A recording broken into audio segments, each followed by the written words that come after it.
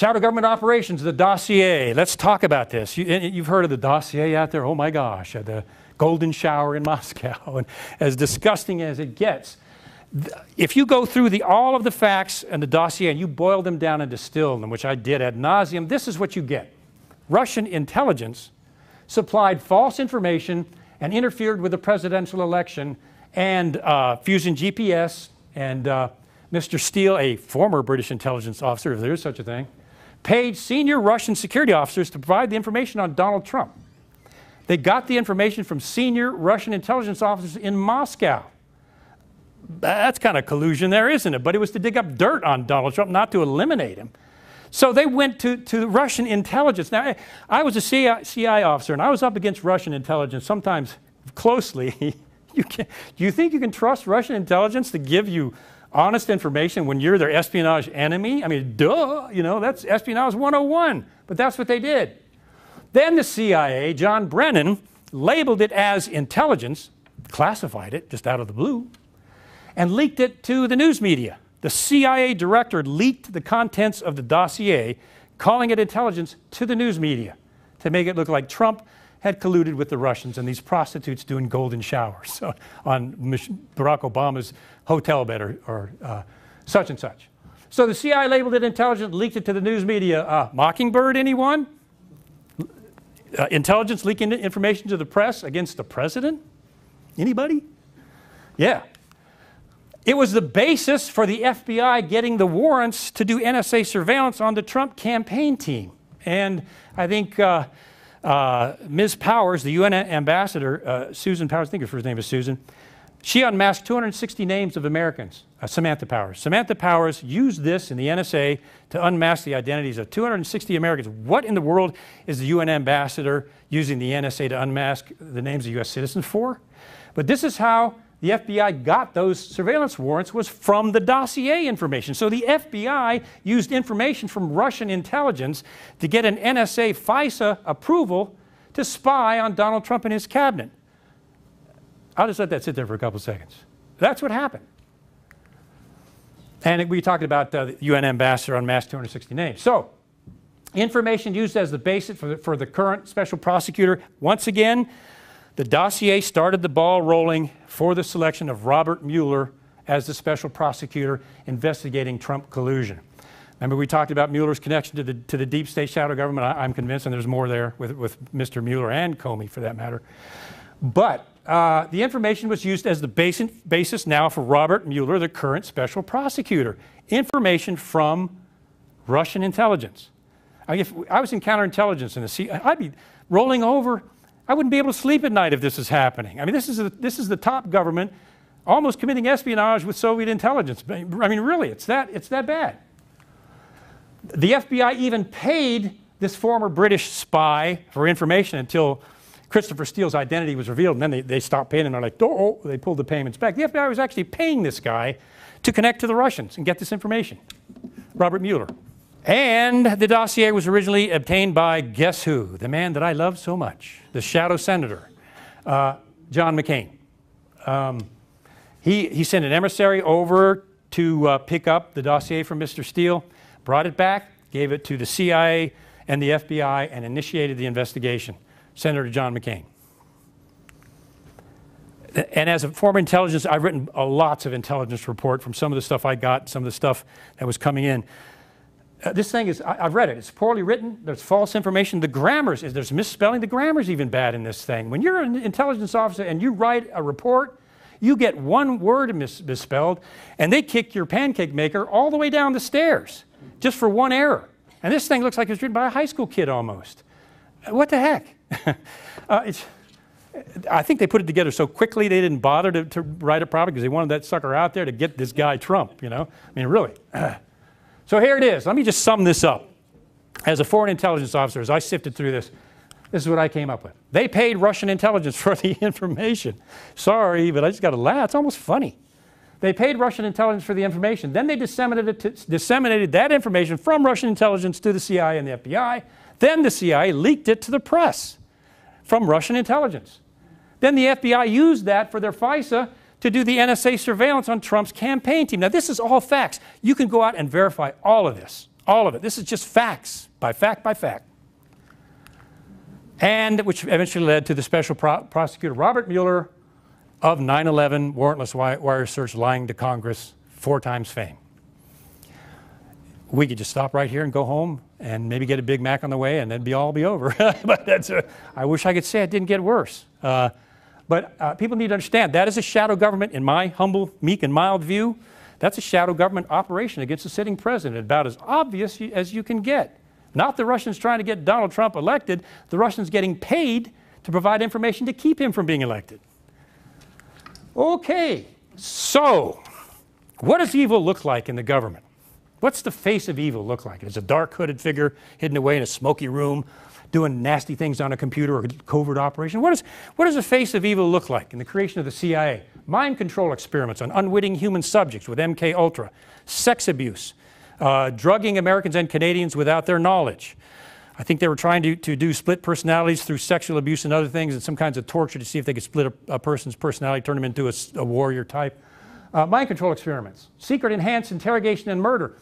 Enhanced interrogation, have we ever heard that lately?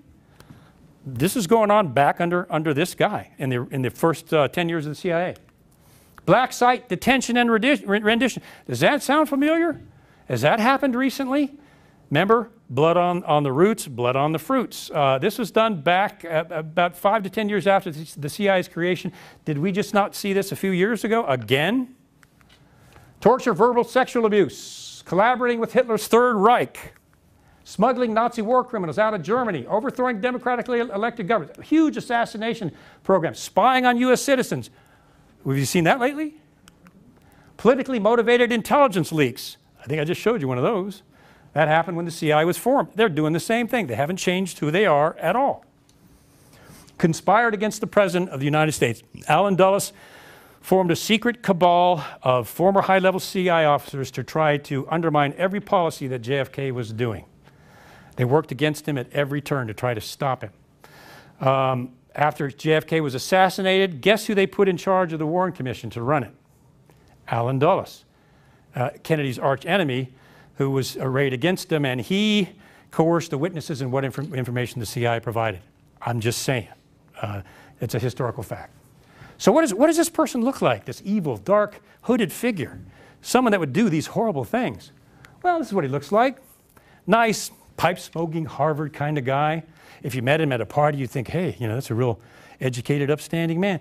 Allen Dulles, the director of the CIA, did all this, he and Richard Helms. So, you can't go by what the person looks like. You got to go by what they do, and you got to go by the character of the organization that they're running. The U.S. has been sleeping with the devil since 1947 and the creation of the CIA. Murders, killing, and beyond that the CIA has done with our tax dollars. Our government has been sleeping with the devil since the National Security Act of 1947. We all got this when we got in there. I used to be a briefer. We used to tell people, you know how you got in here in the CIA? You're the cream of the crop. You're the top of the evolutionary chain, intellectual chain. Do you realize that, and I can't say the exact figure, but 300,000 people apply with this agency a year, and only 2% get in? That's you. That means you're smarter than the little people down there. You're special, and their heads swell, and narcissists, which there are a lot of, they love that stuff. Their head just swells way up. You're like James Bond, and you know, that's what you are now. You're James Bond. Well, the only problem with that is, did James Bond ever do these things? Drone wedding parties. I think the drone program has droned to date 8 wedding parties and killed everybody in the wedding party, going after the one suspected terrorist. They can now drone wedding parties not based on hard intelligence, but just suspected that the person, because of their behavior, only may be involved in terrorism. They can hit them with a drone. 8 wedding parties have been wiped out. Torture and kill prisoners. James Bond ever do that? Spy on his own government. Did he ever do that? Ma'am? I think her name was Ma'am. Did he ever spy on Ma'am? Or I forget his boss's name, a lady. Did he ever provide false intelligence leading to war? Pay trained human rights violators, stage false terrorist attacks, overthrow democratically elected governments, plant false stories in British newspapers, create and support terrorism, leak intelligence for political influence, conspire to destroy the Queen. Did James Bond ever do any of these things? CIA, you are no James Bond. Let's just get that straight right now. Did he ever run drugs for money? That's a whole nother hour there. It's pretty clear that the CIA got into the DEA and manipulated the DEA, and the CIA has been involved in drug running for years. Operation Gladio being one of those, with secret budgets. Obstruction of justice. Remember, violations of the U.S. Constitution are what? A felony, right? I mean, if we're under people under the rule of law, constitutional law, it's a felony, at least it used to be. Obstruction of justice. Operation Paperclip. The CIA created false files on these Nazi war criminals, made them look like they had no connection to the Third Reich, and then presented them to Truman. Truman read through them and was like, okay, this guy wasn't involved with the Nazis, bring him over. They lied to the president, fabricated the intelligence, got these Nazi war criminals to do scientific experiments, probably MK Ultra related things, inside the United States. MK files, when it finally went before Congress, what did the CIA do? They destroyed the files before they went to testify. That's why, with the release of the JFK files, which never should have been classified in the first place, they should have been public source. But the big controversy about the release of the JFK files, with Trump doing that, I think is awesome. But do you think the CIA archived the files of the names of the assassins, if it did or did not use? Do you think that they're going to archive that so it can be retrieved at a later date? I mean, that's laughable. They did, in MK Ultra, did they say, well, yeah, this is illegal, unconstitutional, human rights violation, but we'll go ahead and store these files in archives, and in 30 years people can see all the dastardly things we did. Did you think they did that with JFK? Absolutely not. That stuff will never see the light of day because it no longer exists. The Warren Commission, the CIA controlled the documents and the witness tampering because they put Alan Dulles, the CIA director, in charge of the Warren Commission. And he decided what CIA officers were going to testify, which ones weren't, and what documents were or were not going to be provided, which were few. Iran-Contra lied to Congress. The CIA lied to Congress. A felony. Destroyed all their files, all the Iran-Contra files, and were running drugs to support the Contras. All, not just a violation of U.S. law, it's a violation of international law, obstruction of justice. The torture program destroyed all the tapes. Demanded by the Senate, destroyed all the torture tapes, and then hacked into the computers on Senate on Capitol Hill to see what kind of goods they had on them. Obstruction of justice to the 10th power. I mean, how much more do you want? Spied on the U.S. Senate. The CIA withheld the JFK documents. I talked about that. They had no right to do that. You will find out that most of that stuff, it has nothing to do with classified operations or sources and methods or anything. That should have been released to the American people from day one, with some exceptions.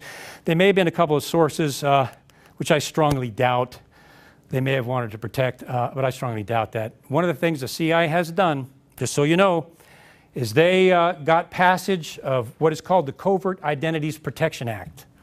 And what the Covert Identities Protection Act does is make it a felony up to 20 years in prison if you reveal the name of any CIA agent who was undercover or is now undercover, by accident or intentionally. That's how they got John Kiriakou. He accidentally handed someone a business card, not knowing that this guy used to be undercover. Of course, they were waiting for him. And that was their excuse, was that statute. So the CIA can and is, I am sure, because I know them, they're going to say with JFK, well, Covert Identities Protection Act, you know, we had covert officers involved back then, and I'm sorry, but the law says we can't reveal any of their names or what they're connected to. Case closed. See how they do it? That's the shadow government. That's the power of secrecy. Okay, more. Abuse of secrecy. Use of unwitting universities. In MK Ultra, they had unwitting universities, MIT and others, doing the CIA's mind control experiments, but not knowing they were doing it for the CIA. They thought they were doing noble stuff, and the whole time it was a CIA operation. They lied to the universities and had them conducting these experiments, not even knowing that they were doing it for the CIA, till later. Illegal coups and covert operations. We talked about some of those with Congress. Concealed the activities before the 9/11 attacks and after the 9/11 Commission issued its report for the American people and transparency. Remember, wasn't that the goal of figure out what the heck happened? Well, they released it, but there's 28 pages still blacked out. Shadow government favorite. Blacked out 28 pages. Still, George W. Bush had them blacked out. Still blacked out today. 28 pages. That was for the American people. Why are they blacking out 28 pages? I have my own ideas about that. I think Saudi intelligence was connected. Saudi intelligence is a close ally of our intelligence. And why is that blacked out? That's a people's document. When they black something out, you probably should be suspicious. Still blacked out today. The CIA invoked the state's secret privilege to cover illegal operations. They've done that multiple times. I'll show you that. Whenever there's a CIA operation that comes before Congress or somebody files suit because somebody's been killed or injured, the CIA invokes the state's secret privilege with impunity, shuts the case down, it's sealed from Congress, and it's gone forever. I've seen it used personally. They've used it multiple times. It's the greatest tyranny that's ever happened in our government, in my view. They blacked out documents. Congress demands things and they provide it, but it's all blacked out. I mean, it's meaningless, but they did their job. I'll show you some examples. They did their job, they provided. It's obstructive, they're obstructing justice. So, General Michael Hayden, director of the NSA and then director of the CIA. I'd shake that one off. That's double trouble. This is what he said, and you know, I think maybe we ought to take this to heart. Maybe not. We obey the law, trust us. Yeah, right. Probably one of the biggest fibs ever told in the history of humankind. Just trust us. Don't look into us. Don't investigate. Just trust us. The National Security Agency is moving deeper into the shadow government. Massive system of global surveillance. Remember the USA Freedom Act? The NSA is not spying on us anymore. Isn't that what they've told us? They're not hacking into Google and Yahoo and Microsoft and the rest of them without them knowing it anymore. No. They have to ask permission now. That's what the USA Freedom. I think it was Ron Paul that said, and he's right, whenever the U.S. government says they reform something, you need to be suspicious because it usually gets worse. And that's the case here. All of the information connected from the NSA domestic surveillance program on us, 1.5 billion bits of information a year, our cell phone use, our computers, our telephones, our texts, our smart TVs, anything digital on us with impunity on all of us was collected. And it was stored in what's called the Utah Data Center. There's so much data there, they had to create a new name called yottabytes. It is so huge. They went by Giga and Tera and all the rest, and they had nothing left.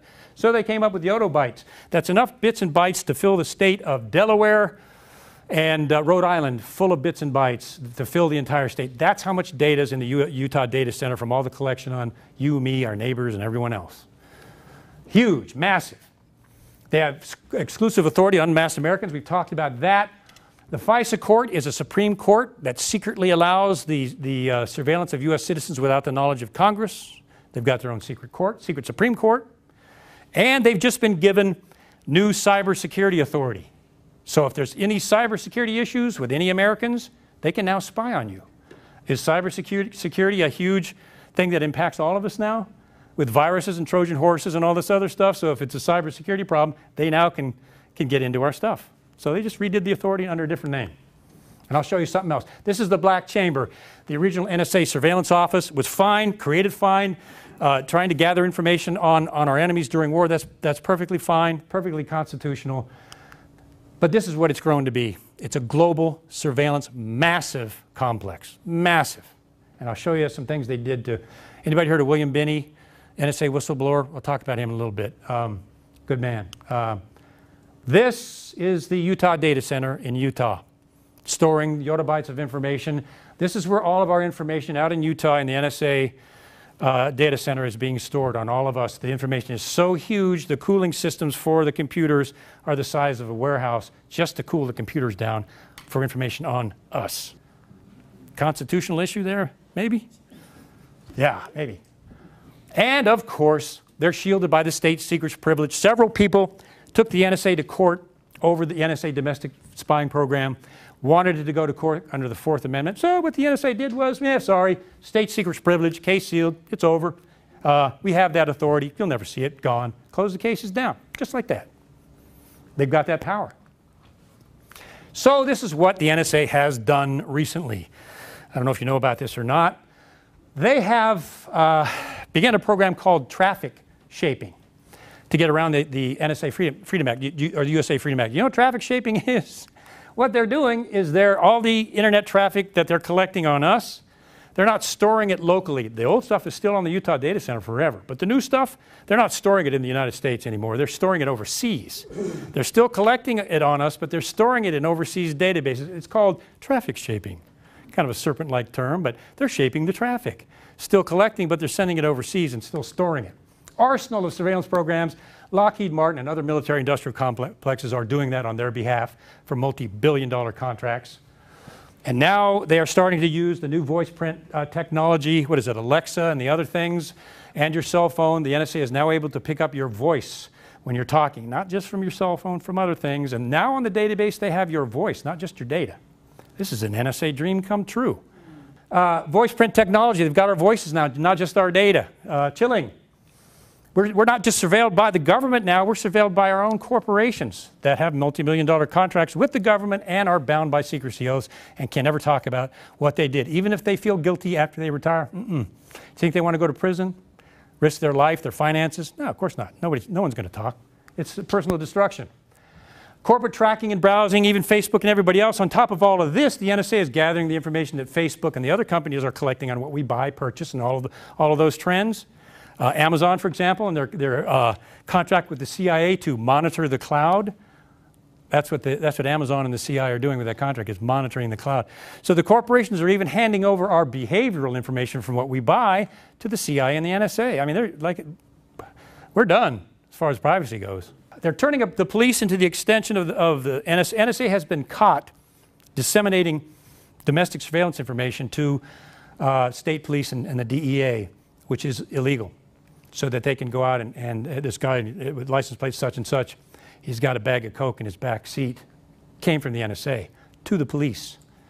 That ought to make the hair on the back of your neck stand up. So they've been doing that. All global electronic traffic is what the NSA has access to. That's why our allies are so mad at us, is that we're picking up their stuff, also from their leaders. Now everybody spies on everybody else. I know, coming from that world, friends spy on friends, enemies spy on friends, everybody spies on everybody. But when you take it to an extreme like this, it starts getting out of hand. And it has not made us real popular, even with our allies. All right, shift gears a little bit. Remember, I talked about the creation of the Federal Reserve, and we'll keep moving because this is being taped. I talked about the creation of the Federal Reserve. Now, we all hear about that. Rand Paul, I'm a big fan of Rand Paul, by the way. I think he's probably one of the only constitutional senators left. Some guy just attacked him, I guess broke 5 of his ribs or something. Strange. But Rand Paul and his dad Ron have been calling this for years, and they're trying to make Ron Paul look like your crazy old grandpa from the attic, because he's been after the Federal Reserve for his entire career. He's never changed. The Federal Reserve, I want you to understand what the Federal Reserve is, and you'll never look at the Federal Reserve the same again. It is the engine of the deep state. You could call it an economic shadow government easily, because it runs our economic government, and it's international, no doubt.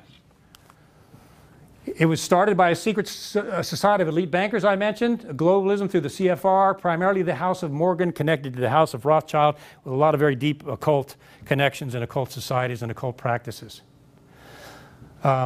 Just a fact.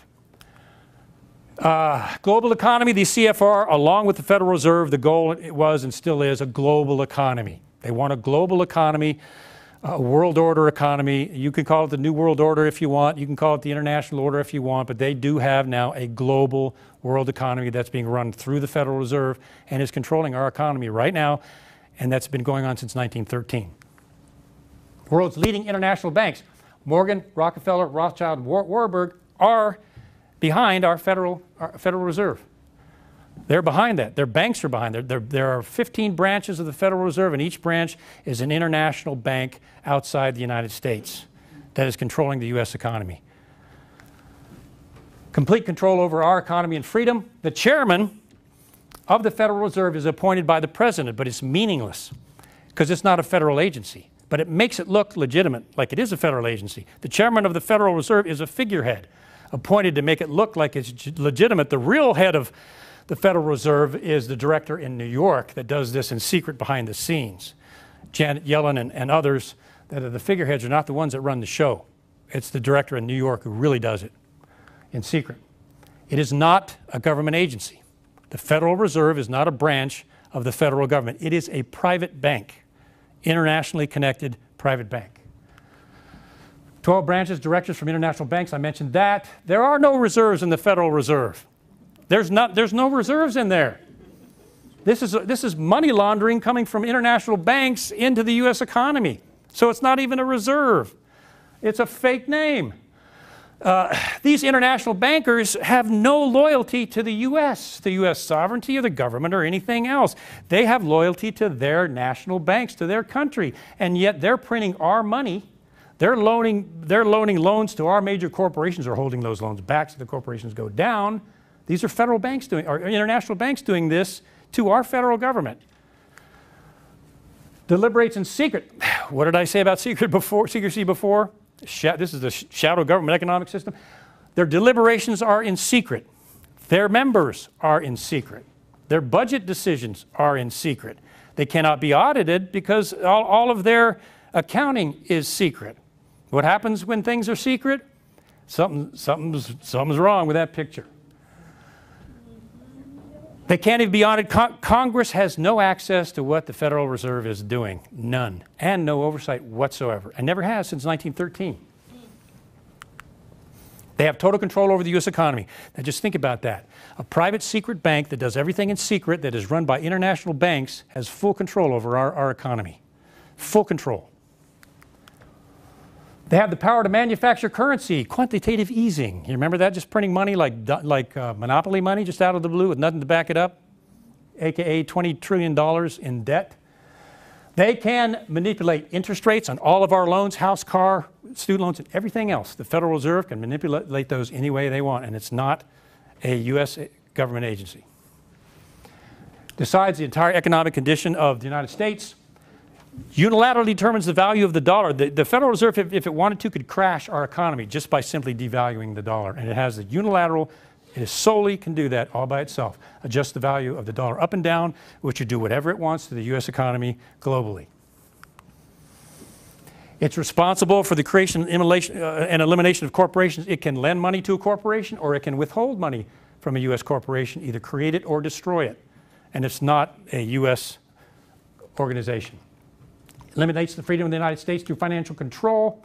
Controls our purchases of our houses, our cars, our employment, our investments, our 401ks, the interest on our 401ks, and everything else is controlled by the Federal Reserve, a non-U.S. entity. It's insane. So who's the constitutional authority, or at least should be, not over the Federal Reserve, but who is the people's voice in Washington? Who's the authority, the constitutional authority in Washington? It's Congress, isn't it? It's our voice. It was set up so the people have control over Washington, D.C. through the Congress. So if you're the shadow government or the deep state and you want to control America, who are you going to go after? Who do you want to control the most? Congress. President's secondary as far as they're concerned. That's a seat that's filled every 48 years. They have an easy way of manipulating that, at least until now. Congress, this is what the Constitution says. Represents the people. It is our sole constitutional representative. Creates laws and legislation, right? Controls the entire budget, has the budget power of the United States, the power of the purse, they call it. They can create or stop a federal agency by defunding it, supposedly, except for one. Guess which one that is? The CIA. They cannot control the CIA's budget, although they control everybody else. That is their constitutional authority. They have oversight of federal agencies, except for one that hides everything. No control over that. But that's constitutionally, that's the authority that they're supposed to have. They're supposed to help us, the constituents, so they'll promise us, we're going to make your economic situation better, we're going to create more jobs, and then they go to Washington, and what happens? They change, right? With some good exceptions, a few, they change.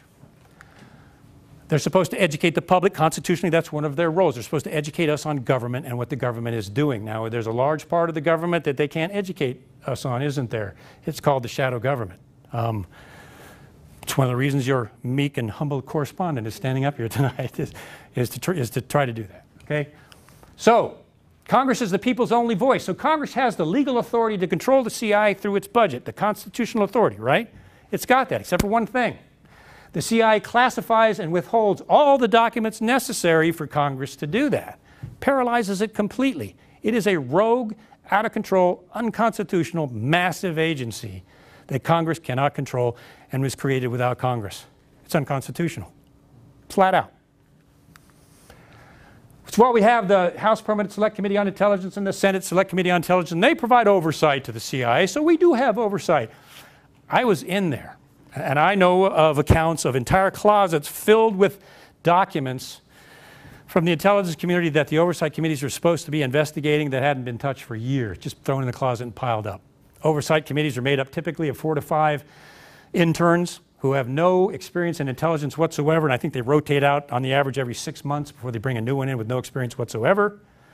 And the oversight people on the oversight committees, they are not appointed to the intelligence committees because they have an intelligence background experience. Did you know that? They're appointed by their ability to raise contributions for their party, Republican or Democrat. They get the seat based on that only, not on any intelligence background. I think the House Ways and Means Committee, I think they have to pay $100,000 to get a seat on that committee. They're appointed by paying a fee to sit there. Yeah, that's how corrupt it's gotten. So if you were a congressman or a senator, would you dig way down into the CIA at the expense of your entire career? Certainly your re-election and perhaps even your personal life? Heck no. You think they're going to do that? No, no way. No, it's not going to happen. Not if they want to survive. The lobbyists, the MIC lobbyists control Congress and senators. I think we proved that one. There's a revolving door from the Congress to the military-industrial complex. If you play the game right with the military-industrial complex and you legislate in their favor, Mr. and Mrs. Congressman, when you leave office after about a year, we'll bring you over on our board and you'll make a few $1,000,000 a year, AKA enter James Comey. James Comey left government service, went with Lockheed Martin.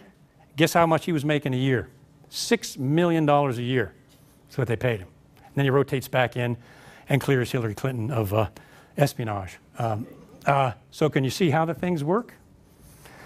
Sadly, Congress is now composed of statesmen. We don't have constitutional representatives, with a couple of exceptions.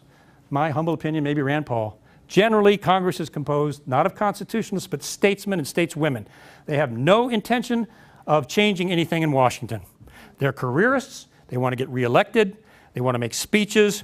And they want to stay in office as long as they can. They are not going to make any changes. They're not. They are statesmen. They are not constitutionalists.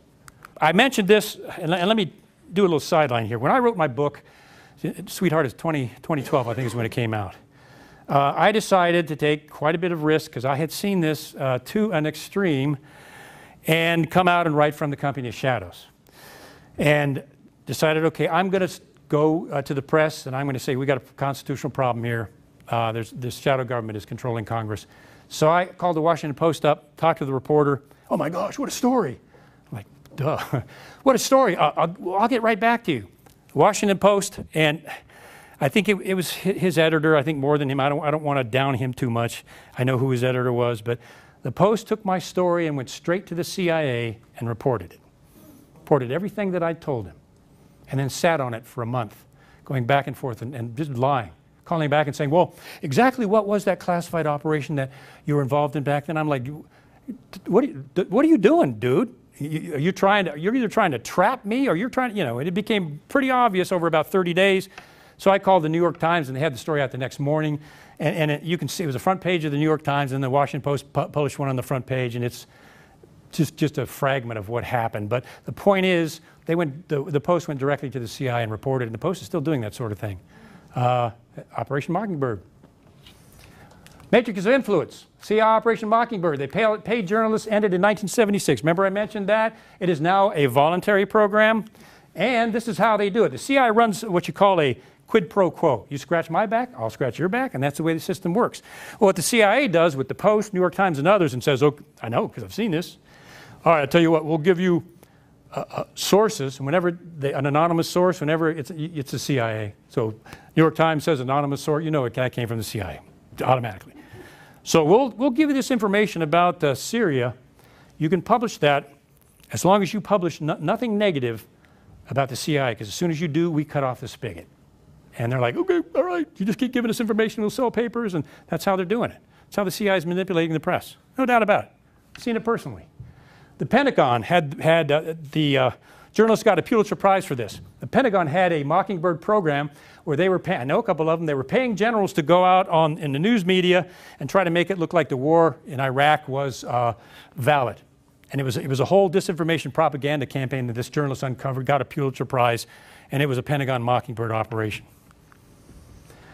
There are 6 corporations we now know that own most of the media, and I'll show you here in a little bit that those corporations, the editors are tied in with the CIA, and they have a relationship going on still today, now. And a lot of globalist funding from George Soros especially is going into papers, and they're funding a lot of these papers, and how do you think that's going to influence their reporting?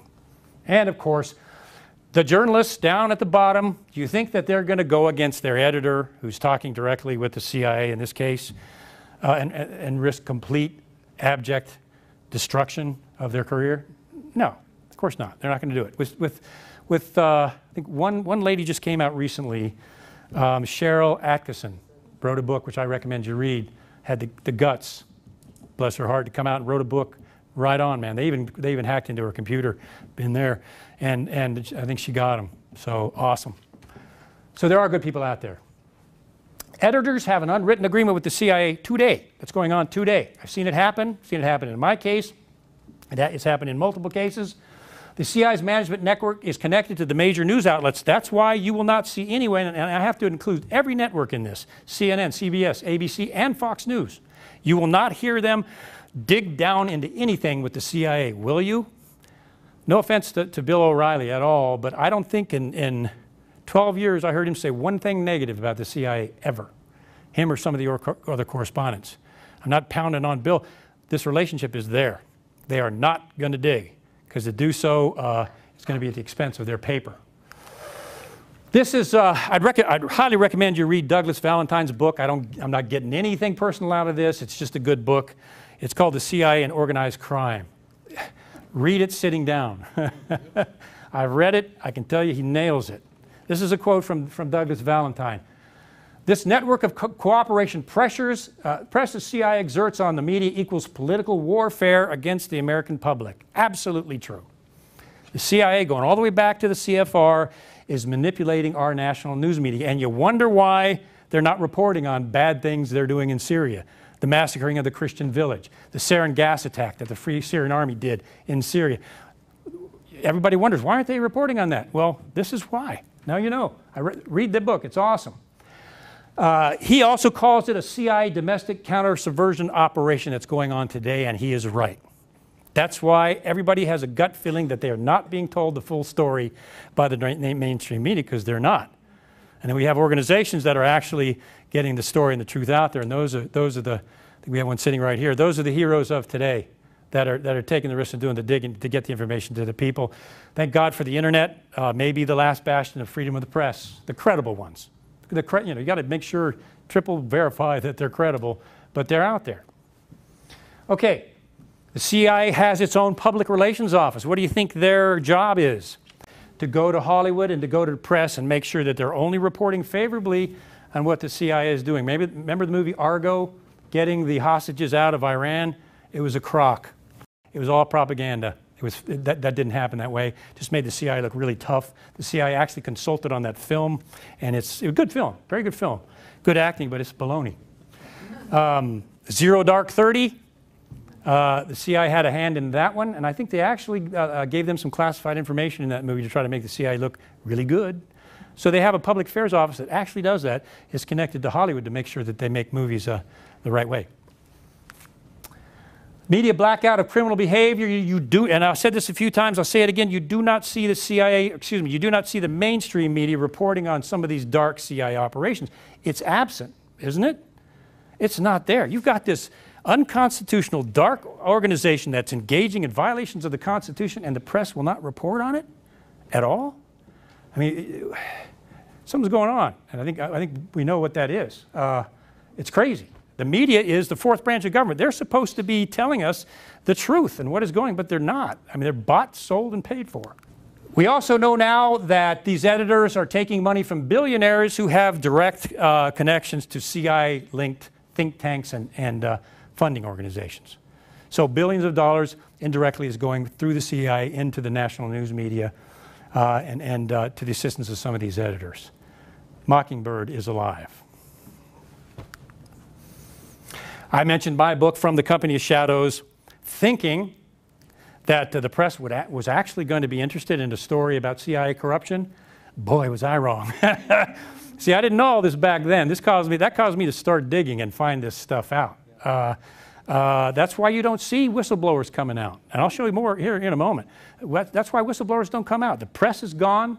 There is a perfected system of personal destruction where they will take you out if you try it. But sadly, the news media is compliant.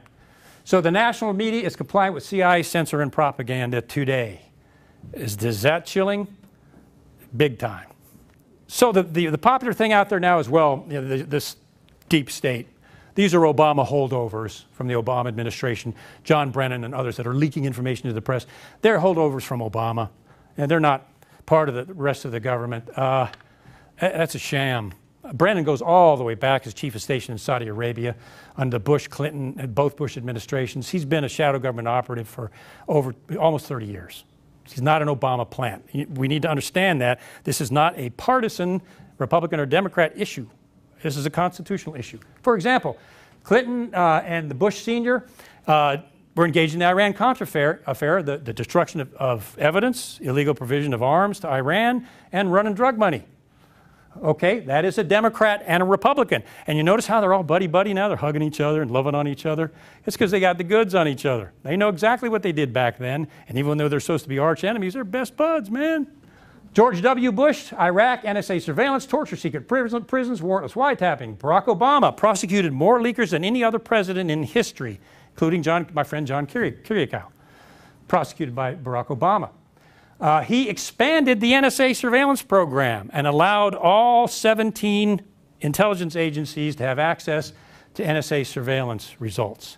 I think he did that his second week before he left office. Massively expanded the NSA surveillance powers. It's a Democratic administration. And of course, Syria, Free Syrian Army, and eventually popped into ISIS. Hillary Clinton, Saudi Arabia, ran guns into Benghazi through Saudi Arabia and Qatar as a cutout in a secret operation to arm the Free Syrian Army. Democrat, not a Republican, not an Obama. She was doing that as Secretary of the State. She was directly connected to Wall Street and the military-industrial complex. We're finding out now. She was making $500,000 a speech, I think, to them. She was working under the Obama administration, a Democratic administration. She was running guns, secretly running guns. Remember Iran-Contra under a Republican administration? Now we're doing it under a Democratic administration. Same old, same old. Congress, Republicans and Democrats. They promise their voters one thing, and what do they do when they get to Congress? They support shadow government, deep state wars, secret operations, and approval of government surveillance. Do you know that Congress was aware of the NSA domestic surveillance program? The Gang of Eight approved it. Congress is aware of the Free Syrian Army. Many of them approved. This is Congress, our representatives, Democrats and Republicans. Shadow government doesn't care about political parties at all. Not at all. It's pan-administration, pan-party.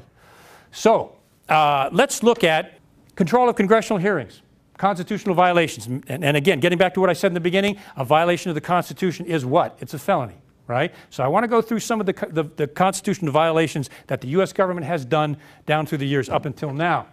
Constitutional violations by the shadow government, a.k.a. the U.S. government. Control of congressional hearings, withholding documents and testimony, blocking Congress from covert programs, classifying and concealing illegal operations, running drugs to pay for these things, establishing covert funding from illegal activity, Operation Gladio, surveillance of the Congress and the Senate, if we could imagine that. The NSA surveilled Congress and its discussions with Israel, actually tapped into their phone calls on Capitol Hill.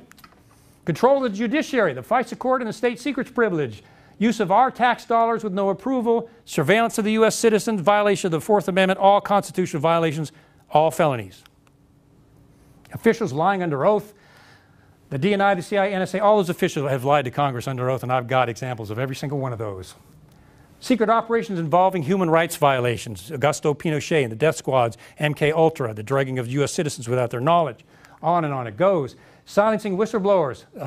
Most people don't know that if you work for the intelligence, any intelligence organization, when you sign the form for employment, you give up your constitutional right to trial. Now, those of you listening to me now that are working in the intelligence community, you probably didn't know that, did you? You have no right to trial. You don't know that, but you sign that away when you join up. So if you think you're going to take the NSA, the CIA to trial with your constitutional rights, not going to happen. You gave those rights up without you knowing it. Secret prisons, rendition, torture, the NDA, indefinite detention of Americans. Everybody knows about that. If there's a national state of emergency, they can round up anybody they want with no habeas corpus, no probable cause, no trial, lock them up, deny access to an attorney, their family, or anyone else. They have that authority right now.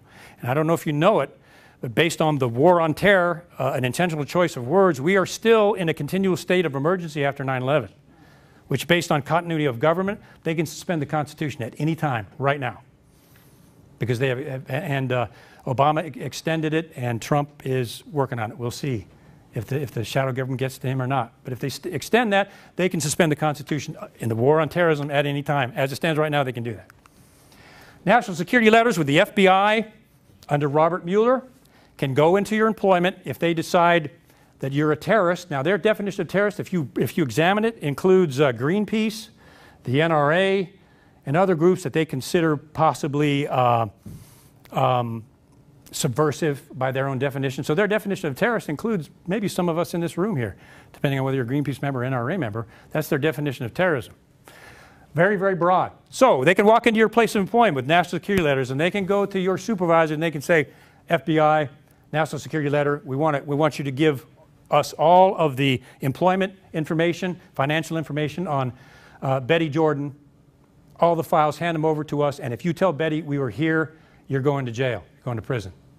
There's a statute that after 9/11 that says they can come into your place of business, access all your files, and if your coworkers or supervisors tell you, they will arrest them and take your supervisor to prison under the national security letters. Then, of course, you have the warrantless searches. They can break into an American's house without probable cause, violation of the Fourth Amendment, search through all your records and files, and leave without you knowing it. Biggest violation of the Fourth Amendment in U.S. history. Robert Mueller, special prosecutor, oversaw these programs. Drone assassination program, there's a presidential kill list. I think on the average, there's 100 people on that list, and they have meetings with the president, goes down and goes, that one. And they'll pick which person they're going to drone next. Problem with that is collateral damage. They just killed 34 innocent people, I think, last week. There was a military strike, so they will pick a target based on behavior now, and they will take out that target and anybody around that target. No wonder the world's mad at us. 9/11, as I mentioned, we are in a continual state of emergency to cut through continuity of government. They can suspend our Constitution and engage in indefinite detention if they think it gets to that point. Constitutional violations, huge. So how does a shadow government do it? And, well, what they do is they reward the faithful. See, if you stay faithful and you don't rock the boat at all, then they'll reward you for doing this. This is George W. Bush awarding George Tenet the Presidential Medal of Freedom after George Tenet did this, provide falsified intelligence leading to the Iraq War. Biggest military mistake in U.S. history, being taught that way at the war colleges. Gives him a medal. Tenet also withheld critical information prior to and after the 9/11 attack and obstructed justice. He engaged in and manages and supervised the torture, rendition, and secret prison program. George Tenet did that. And he invoked the state secrets privilege to seal cases against the CIA more than any other CIA director in history. So does he get in trouble for it?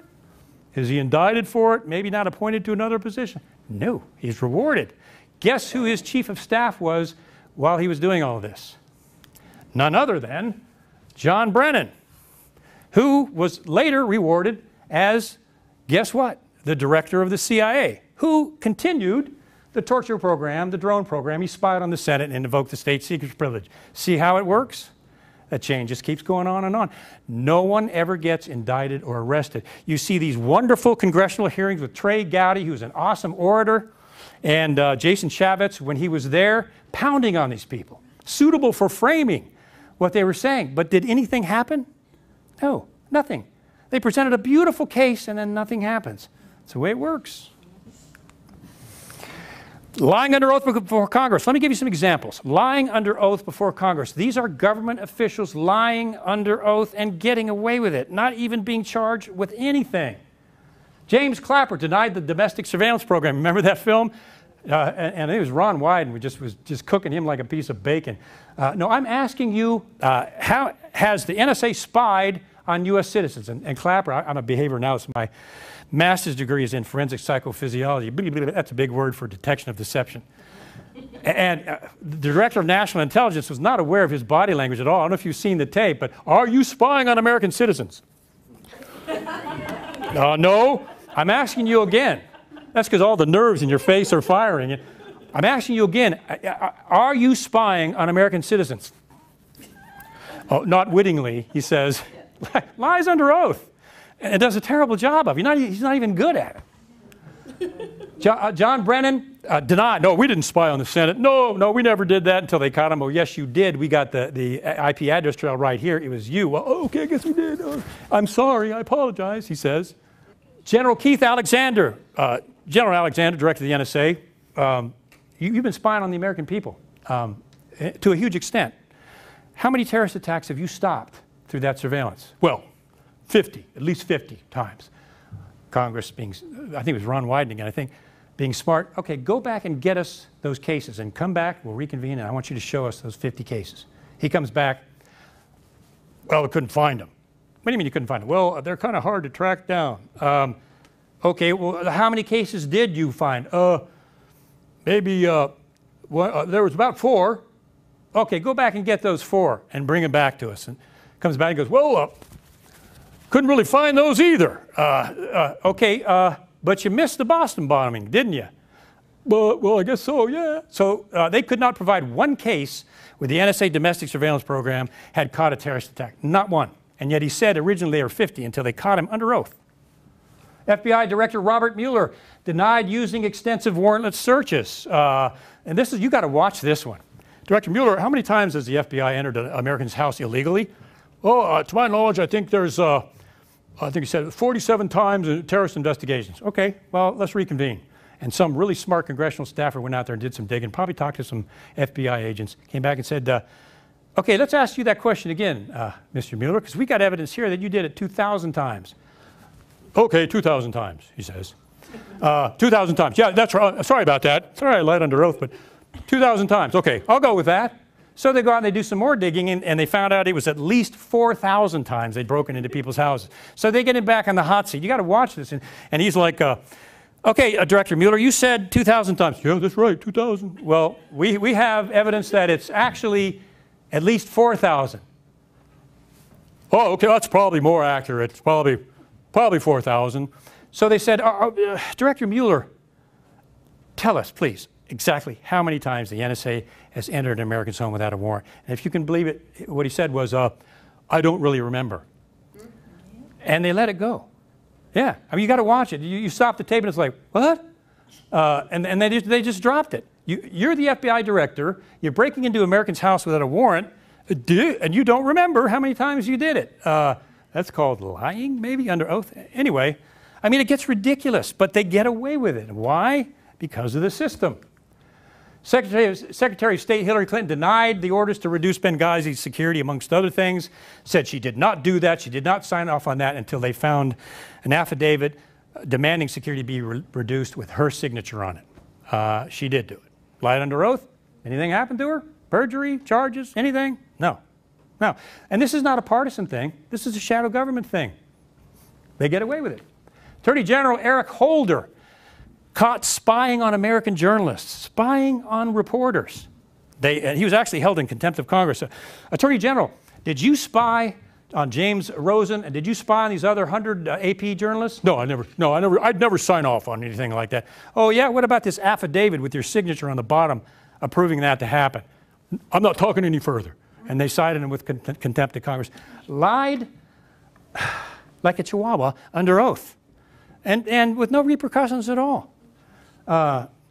Incredible. But the shadow government protects its own. So Dana Priest and William Arkin did an incredible study in their book. I think it's called Top Secret America. They said this: the top secret world of the government created in response to the terrorist attacks of September 11, 2001 has become so large, so unwieldy, and so secretive that no one knows how much money it costs, how many people it employs, how many programs exist within it, or exact how many agencies do the same work.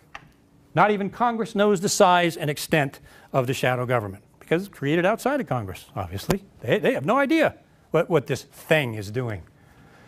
It's a separate secret government that operates outside the Constitution, and that should cause everybody to pause right there. Secret government that operates outside the Constitution. Have we created a monster? We didn't create it, but we let it be created. Have they created a monster? Yeah, it is a raving, massive monster.